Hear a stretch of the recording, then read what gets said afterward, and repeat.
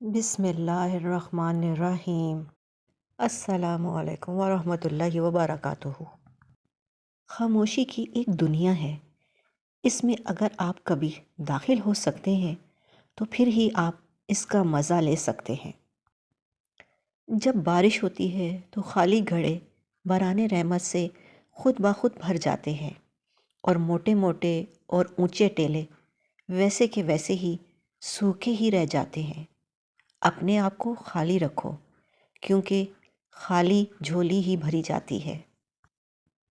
ایک بری عورت بے شمار مردوں کو گمراہ کر سکتی ہے، مگر بے شمار مرد مل کر بھی ایک نیک عورت کو گمراہ نہیں کر سکتے۔ ہمیشہ چار دیواری میں رہنے والی لڑکیوں کے عشق سے ڈرو، انہوں نے دنیا نہیں دیکھی ہوتی۔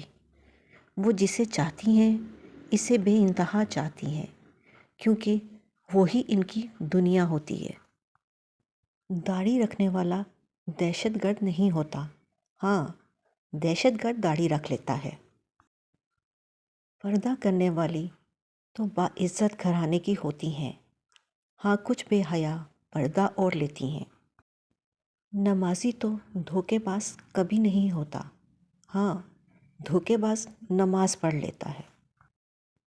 ایک بات ہمیشہ یاد رکھنا، برائی کو ختم کیا کرو، کبھی نیکی کو نشانہ نہ بنایا کرو۔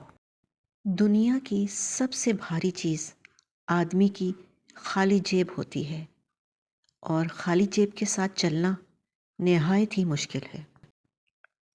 لمحہ فکر۔ کہتے ہیں کہ باپ ہمیشہ بیمار رہتا تھا اور آخر کار وہ مر گیا۔ 3 دن تک پڑوسیوں نے کھانا بھیجا، ماں نے کچھ دن اسی پر گزارا کیا اور بچوں کو کھلایا۔ پھر فاقے پڑنے لگے، جس کی وجہ سے بڑا بیٹا بیمار پڑ گیا اور بستر پر پڑ گیا۔ 5 سال کی بچی نے ماں سے پوچھا کہ ماں بھائی کب مرے گا؟ ماں تڑپ گئی اور کہا کہ یہ کیا کہہ رہی ہو؟ بچی نے معصومیت سے جواب دیا، اماں بھائی مرے گا تو پھر گھر میں کھانا آئے گا نا۔ امیر کو رزق میں کچرا نظر آتا ہے، غریب کچرے میں بھی رزق دیکھ لیتا ہے۔ دشمن سے دشمنی اس سے مشورہ کرنے میں ٹوٹ جاتی ہے۔ جیسا سوچو گے ویسا ہی بنو گے، تمہاری سوچ ہی تمہاری تقدیر ہے۔ جس کی نظر میں تمام چیزیں بے لذت ہو جائیں، اس نے لذت کا راز پا لیا۔ تہذیب کی مثال غریب کے گھر سے ملتی ہے۔ دوپٹہ پھٹا ہوگا لیکن اس کے سر پر ہوتا ہے۔ چوکھٹ۔ ایک پرانے اور بسیدہ مکان میں ایک غریب مزدور رہتا تھا۔ مکان کیا تھا، بس آثار قدیمہ کا کھنڈر ہی تھا۔ غریب مزدور جب سرے شام گھر لوٹتا، اس کی بیوی معصومیت سے کہتی، اب تو گھر کا دروازہ لگوا دیں، کب تک اس لٹکے پردے کے پیچھے رہنا پڑے گا؟ اور ہاں، اب تو پردہ بھی پرانا ہو کر پھٹ گیا ہے، مجھے خوف ہے کہیں چور ہی گھر میں نہ گھس جائیں۔ شوہر مسکراتے ہوئے جواب دیتا ہے، میرے ہوتے ہوئے بھلا تمہیں کیا خوف، فکر نہ کرو، میں ہوں نا تمہاری چوکھٹ۔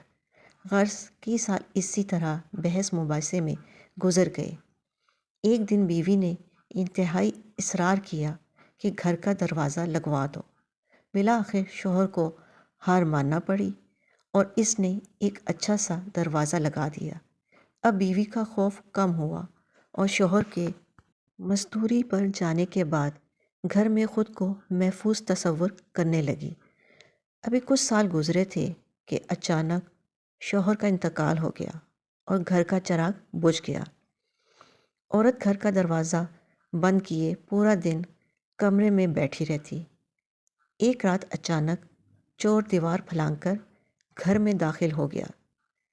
اس کے کودنے کی آواز پر عورت کی آنکھ کھل گئی۔ اس نے شور مچایا، محلے کے لوگ آ گئے اور چور کو پکڑ لیا۔ جب دیکھا تو معلوم ہوا کہ وہ چور پڑوسی ہے۔ اس وقت عورت کو احساس ہوا کہ چور کے آنے میں اصل رکاوٹ دروازہ نہیں ہے، میرا شوہر تھا۔ اس چوکھٹ سے زیادہ مضبوط وہ چوکھٹ تھی۔ شوہر میں لاکھ عیب ہوں، لیکن حقیقت یہی ہے کہ مضبوط چوکھٹ یہی شوہر ہیں۔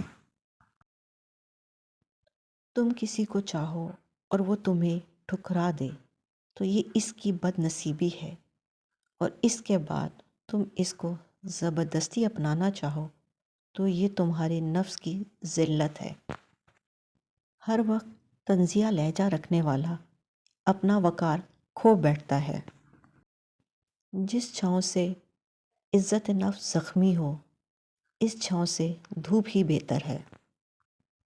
بچے کو غصے میں ہلکا سا تھپڑ لگا دیں تو وہ رو پڑے گا، مگر مذاق میں مارے ہوئے زور کے تھپڑ سے بھی ہنستا رہے گا۔ نفسیاتی درد جسمانی درد سے زیادہ شدید ہوتا ہے، اور زبان کا لگا ہوا زخم کلہاڑی کے زخم سے زیادہ دردناک ہوتا ہے۔ میرے پاس وقت نہیں ان لوگوں سے نفرت کا جو مجھ سے نفرت کرتے ہیں، کیونکہ میں مصروف رہتا ہوں ان لوگوں میں جو مجھ سے محبت کرتے ہیں۔ کچھ الگ کرنا ہے تو بھیڑ سے ہٹ کر چلو۔ بھیڑ ہمت تو دیتی ہے پر شناخت چھین لیتی ہے۔ زندگی بدلنے کے لیے لڑنا پڑتا ہے، اور آسان کرنے کے لیے سمجھنا پڑتا ہے۔ وقت آپ کا ہے، چاہو تو سونا بنا لو اور چاہو تو سونے میں گزار دو۔ منزل نہ ملے تب تک ہمت نہ ہارو اور نہ ہی ٹھہرو، کیونکہ پہاڑ سے نکلنے والی نہر نے آج تک رستے میں کسی سے نہیں پوچھا سمندر کتنی دور ہے۔ کلاس میں جب اگلے بچے کو مار پڑتی تھی تو ہم سوچتے تھے اب ہماری باری ہے۔ جنازہ دیکھ کر ہم یہ کیوں نہیں سوچتے؟